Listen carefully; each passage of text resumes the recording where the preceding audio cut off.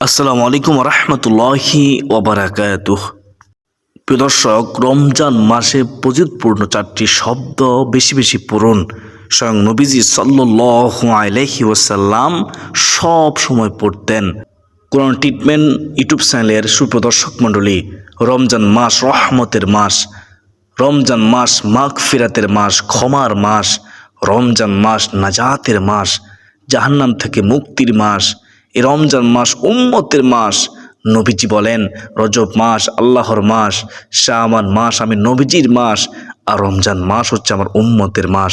বলুন না সুবহানাল্লাহ। রমজান মাসে রোজা রেখে দোয়া করলে নবীজি সাল্লাল্লাহু আলাইহি ওয়াসাল্লাম বলেছেন তার সমস্ত দোয়া আল্লাহ তাআলা কবুল করেন। ওই নারী পুরুষ কতই না ভাগ্যবান যে নারী পুরুষ এই চারটি শব্দ রমজান মাস জুড়ে রমজান মাসে রোজা রেখে পাঠ করবে। ইনশাআল্লাহ তার দুঃখ কষ্ট পেরেশানি হতাশা দূর হবে, অভাব অনটন দূর হবে, আমল নামায় নেকি ভরপুর হয়ে যাবে ইনশাআল্লাহ। শীতকালে যেভাবে গাছের পাতা ঝরে যায়, ঠিক সেইভাবেই জীবনের সমস্ত গুনাহ মাফ হয়ে যাবে, জীবনের সমস্ত গুনাহ ঝরে যাবে। সুবহানাল্লাহ। প্রিয়দিনী ভাই বোন, আজকের ভিডিওটি অনেক গুরুত্বপূর্ণ ভিডিও, তাই অনুরোধ করব মনোযোগ সহকারে শেষ পর্যন্ত দেখতে থাকুন। মূল আলোচনা যাওয়ার পূর্বে চরণ একটু প্রার্থনা করে নিই, কার তো কখন কবুল বলতে চায় না। হে মহান দয়ালু প্রেমময় আল্লাহ, আপনি নবীজির উসিলায় আমাদের সকল দুঃখ কষ্ট পেরেশানি হতাশা দূর করে দিও। সকলে বলি আল্লাহুম্মা আমিন। কোরআনিক ট্রিটমেন্ট ইউটিউব চ্যানেলের সুপ্রদর্শক মণ্ডলী, প্রথমে আমরা রমজান মাস সম্পর্কে 3টি হাদিস শুনে নেই। আমার বিশ্বাস যারা শুনবে, আমার বিশ্বাস শুনলে আপনি অবাক হয়ে যাবেন ইনশাআল্লাহ।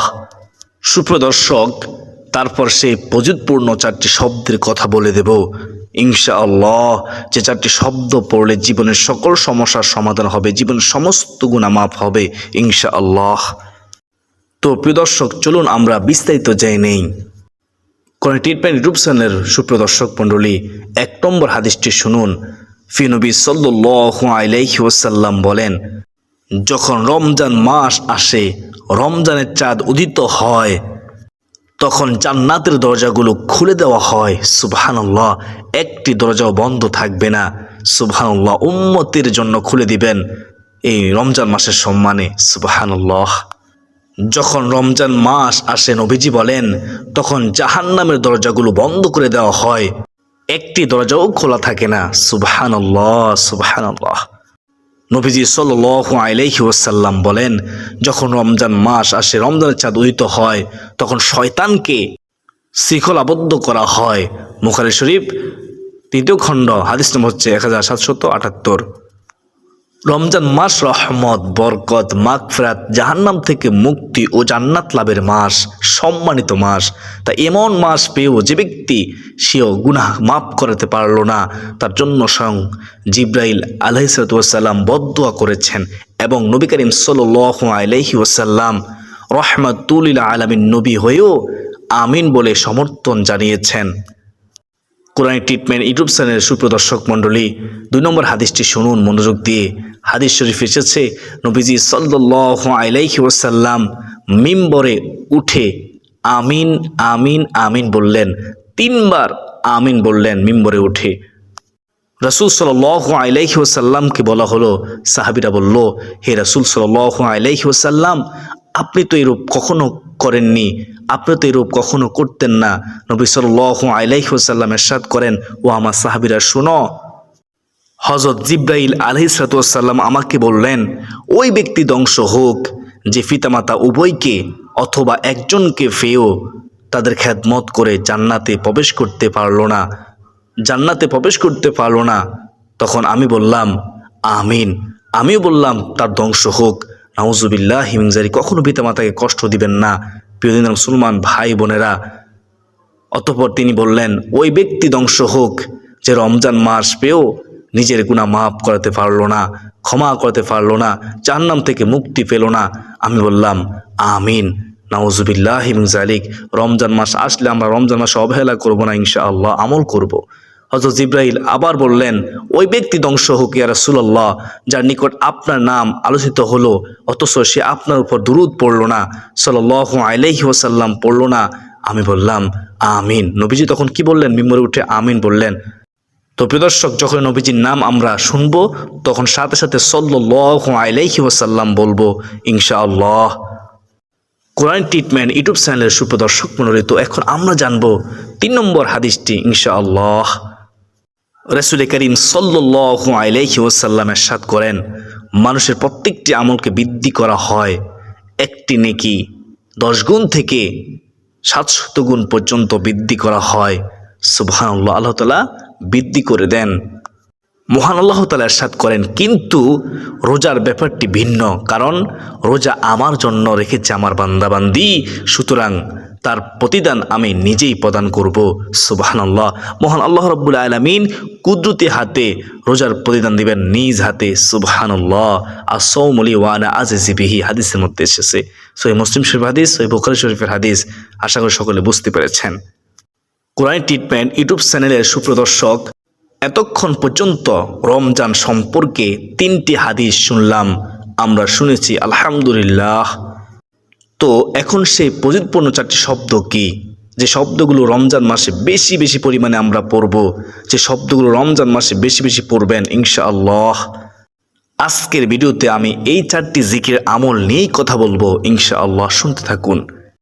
যে 4টি জিকির সম্পর্কে বলেছেন নবীজির প্রিয় সাহাবী হযরত আবু হুরায়রা রাদিয়াল্লাহু তাআলা আনহু, ওই সাহাবী বলেছেন, শুনুন।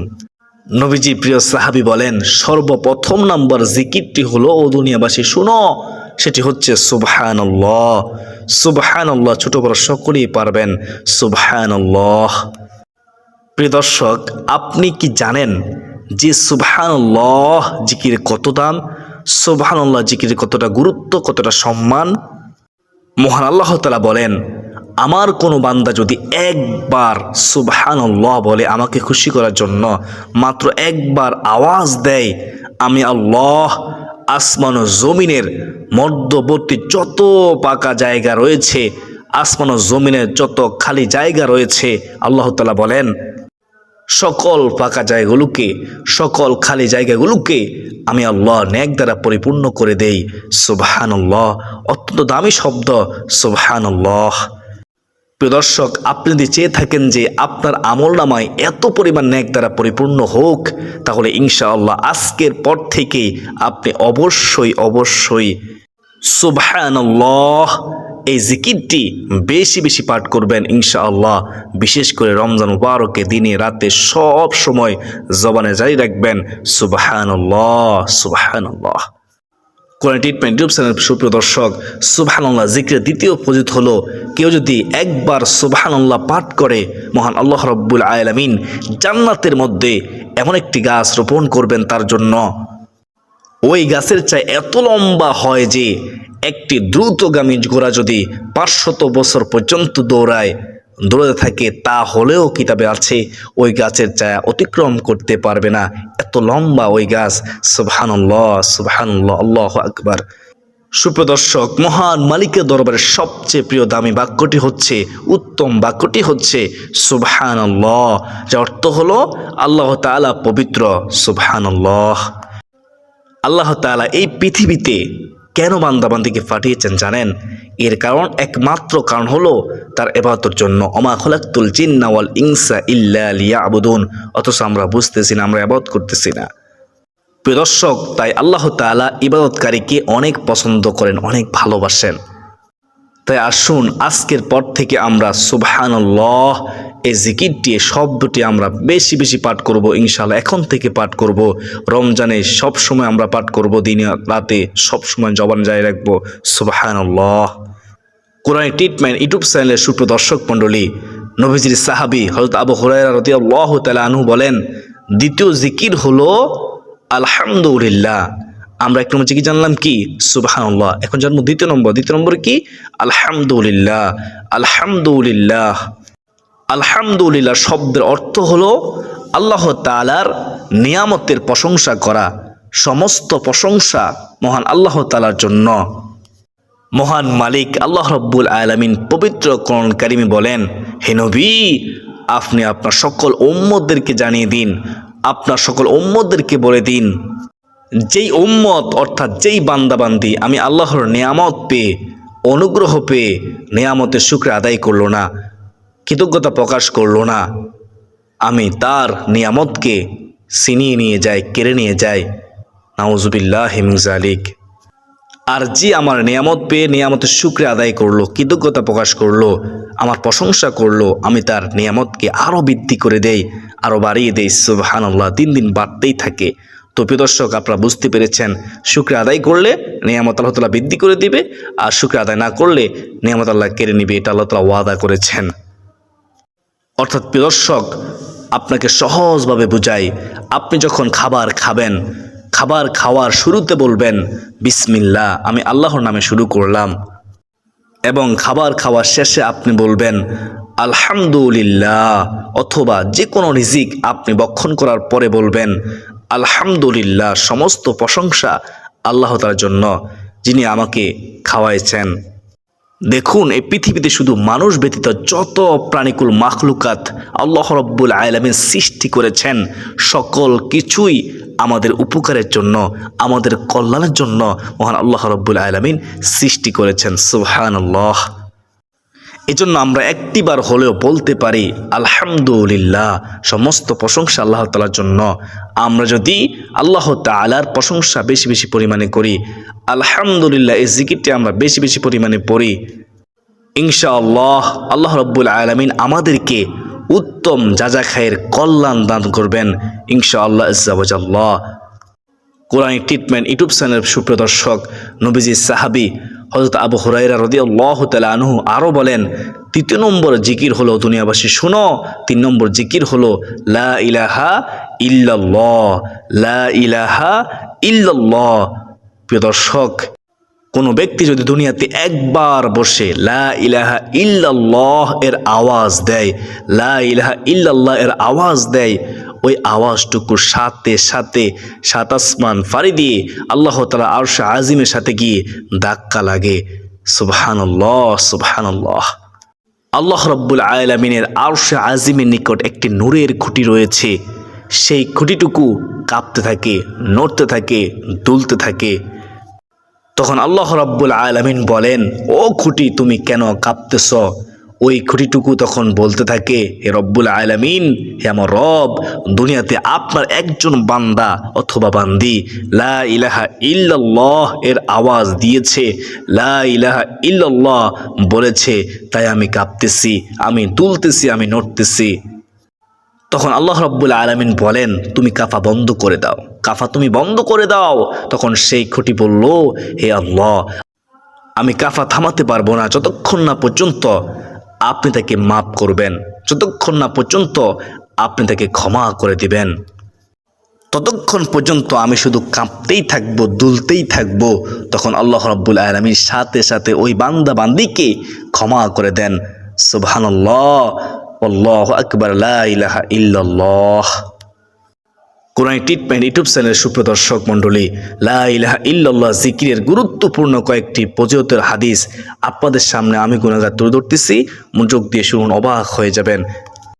হযরত জাবির ইবনে আব্দুল্লাহ রাদিয়াল্লাহু তাআলা আনহু থেকে বর্ণিত, রাসূলুল্লাহ সাল্লাল্লাহু আলাইহি ওয়াসাল্লাম বলেছেন, সর্বোত্তম জিকির হচ্ছে লা ইলাহা ইল্লাল্লাহ, এবং সর্বোত্তম দোয়া হলো আলহামদুলিল্লাহ। তিরমিজি শরীফের হাদিস।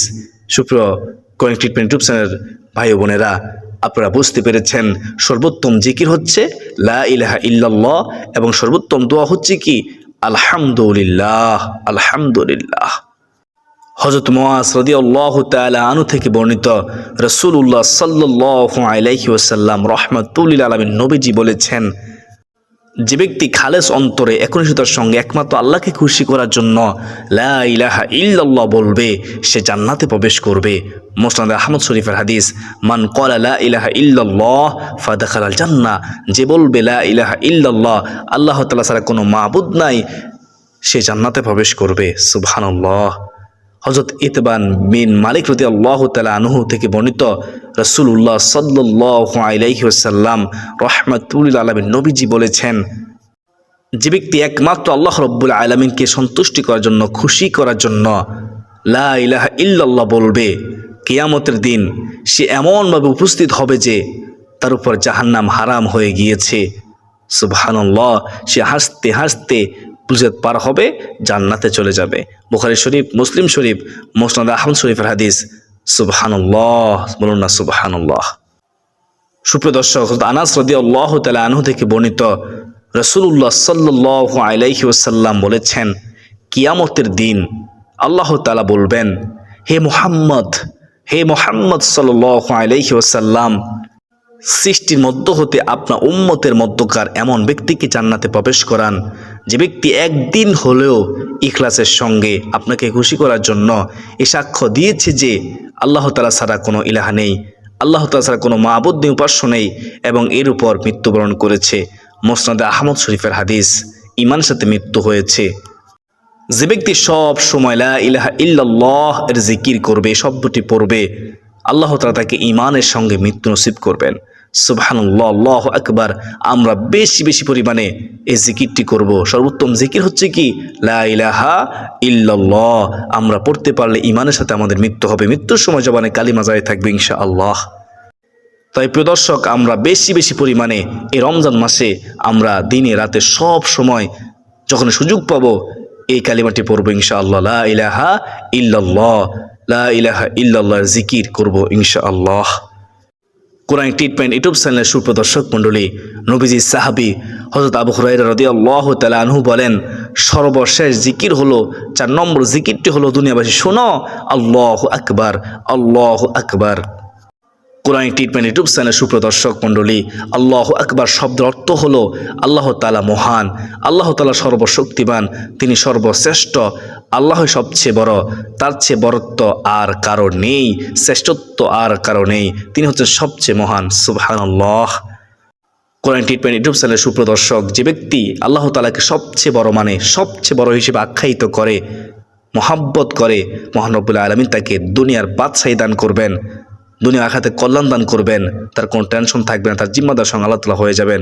যে আল্লাহ তাআলা হয়ে যায়, সে আল্লাহ তাআলার হয়ে গেলে তার কোনো টেনশন থাকে না, আল্লাহ তাআলা তার হয়ে যায় ইনশাআল্লাহ। তার দুঃখ, কষ্ট, পেরেশানি, হতাশা আল্লাহ তাআলা দূর করে দেয়, বিপদ আপদ দূর করে দেয়, অভাব দূর করে দেয়।